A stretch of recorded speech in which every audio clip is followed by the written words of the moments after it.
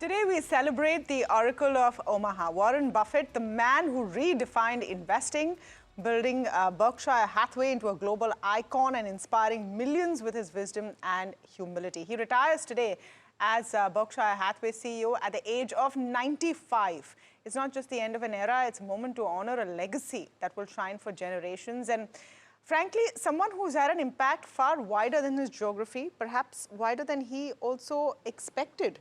And Neeraj, I think you should be the one to take this forward because you are so invested in Warren Buffett's legacy. I personally don't know anyone who's gone the last 3 years at your own time and expense to listen to Mr. Buffett at the famous annual conference. And you've always come back and described it to us. And these are some of the pictures that Neeraj has taken over the years when he's gone there at this conference in Omaha. You've described it like a stadium filled out for a rock star. Yeah, and it was. In fact, in rock star concerts, maybe the people are not standing behind the rock star. In this case, it's surrounded entirely. But yeah, Tamanna, I mean, it's a long and arduous trip to Omaha. It's back of beyond, if you will, for an Indian traveler for sure. But be there for those 2 hours or 2.5 hours and listening to him, just being in the same room. And I don't know. I mean, it's difficult to describe because to a layman, it will be like, उसमें क्या है यार, ठीक है, just another person. और हमको क्या करना है? Indian equity investors को क्या करना है? Why does it matter? Why does it matter to you? I just think having read so much about him all through the years, having heard the AGM since the last 9 years now, some of the things that he says, which are applicable to both investing and life, are so profound. And Tamanna, both you and me are lucky of the fact that one of his key messages in life, which is that the most important decision in your life is who you choose to marry. We've been on the lucky side of it, right? That both of us have better halves. In that our partners are the better halves of our 100%. So we've kind of gotten that, but it is beyond just this advice. So much of what he says is so practical to implement in your lives for making your lives better. Yeah, and you've had the opportunity to, share that with a lot of top Indian investors as well. Oh, you bet. So all through those times, and Tamanna, special treat for all our viewers today, simply because we chose the two men who I believe, in addition to maybe a couple of others, have followed Warren Buffett's principles down to the T and have implemented them in the Indian standard. So starting off this very special set of conversations, decoding the Buffett legacy with none other than Raamdeo Agrawal, Chairman and co-founder of Motilal Oswal Financial Services Limited. And Mr. Agrawal, thank you so much for joining in all the way from London. And I'm inclined to ask you, what is your favorite learning of Warren Buffett? Yeah, thank you, Neeraj, for remembering me today. So actually, I mean, I've learned everything from him. Way back in '94, first time I heard about him, and I was very excited about stock market, and I thought I'm a smart guy. I knew everything. And when I read first annual report of '94-'95, I realized that I have to go to KG for learning investing. So, and good thing is that I found him as my guru, and since then I've not bothered to figure out other gurus in investing. There are so many gurus, but I just followed him throughout. So one of the most important thing I learned, first thing I learned is that earlier we used to know only about EPS and P, the only two ratios. Then I learned about return on equity. I mean, the power of high quality companies, return on equity. That is what I learned first. And then we learned about quality investing, and then it kept on evolving as his biographies and other books started coming. We started learning more and more, and then finally I wrote my version of Buffettology called QGLP, quality growth at reasonable price. So that's what I mean. Ultimately, Buffettology terminated into my philosophy, QGLP, quality growth, longevity at reasonable price. So that's how I would sum up what I learned from him. Interesting. Now, can I ask you, Mr. Agrawal, the most often asked question is what Warren Buffett whatever he has done, is it replicable? And I wonder that in the Indian context or in this age of AI and algorithmic trading, can a buy and hold forever strategy still generate the kind of alpha that Warren managed to generate? Yes, I think investing is no different.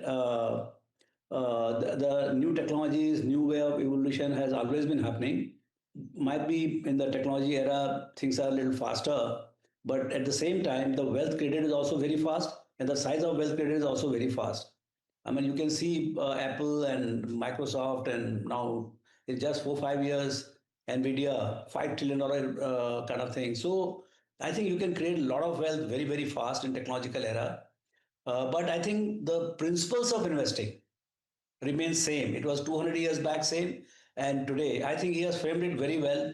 Price is what you pay, value is what you get. So the whole thing is about understanding underlying value of the company. In fact, the researchers and people like us, we are supposed to learn value. Price is given to everybody, and this is the market where you can get $1 things for $10, and $10 thing you can buy at $1. So you have to understand underlying value, and that's where Buffett and Munger both excel. Yeah, great that you brought up Charlie Munger, because I'm inclined to ask you, we can't talk about Warren Buffett without talking about Charlie Munger, right? How crucial, Mr. Agrawal, was that partnership in moving Warren Buffett from buying cigar butts, which is cheap, bad companies, to buying wonderful businesses at fair prices? Yeah, Benjamin Graham is his guru. I mean, he learned investing from Benjamin Graham in Colombia. But I think real architect in his tribute, he said the real architect of Berkshire Hathaway was Charlie, and Charlie showed him the way to quality investing.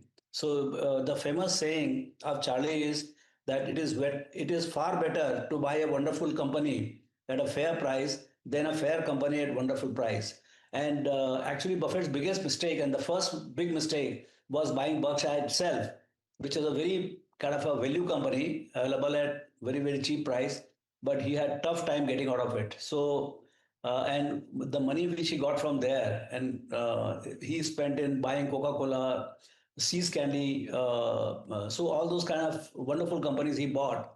So then they focus on the quality investing at reasonable price rather than buying cheap companies of low quality ones. So I think Charlie Munger was I think he was missing him big time. Oh yeah, it was evident in the 2024 meet, wasn't it, when he looked at Greg Abel and said, okay, over to you, Charlie.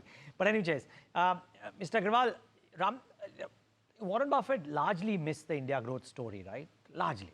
Now, do you think his principles work as well in a high growth, slightly more volatile market like India? Yeah, so that's why in his thought process, quality means high quality company with reasonable growth. So growth was not that explicit. In his 2007 letter, he says the business we understand, the first point. Second, high quality company, the companies with long-term great economics, run by honest, passionate management, and four, a reasonable price. So in that, growth is not very explicit. Growth is part of the quality. In our QGLP framework, we have said quality growth and growth that will longevity growth. So that's what India is all about. And not that US was not a growth economy between 80 to 2000. It was a big growth economy. Even today, it is growing well. But India is at a breakneck speed of 7 8%, maybe even higher going forward.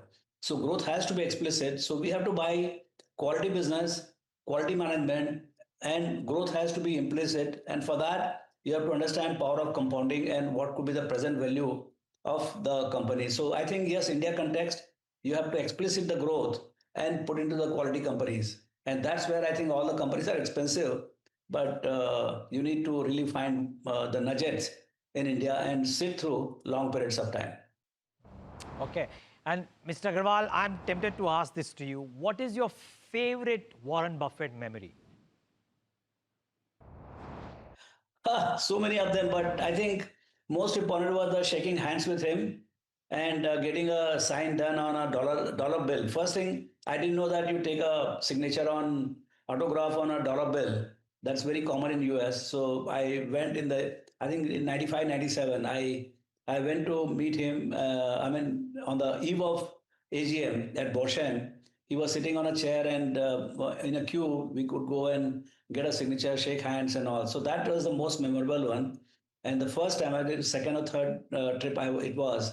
So that is the most memorable thing I have of meeting. But still, I can feel the hands of his in my hand. My hand is so small, and his hand was so big. But his, that always like a child, he'll always be giggling, he'll be always laughing, and I never saw stress in his face. Always people's person, always wanted to connect with the people, and so much of enthusiasm at this age also.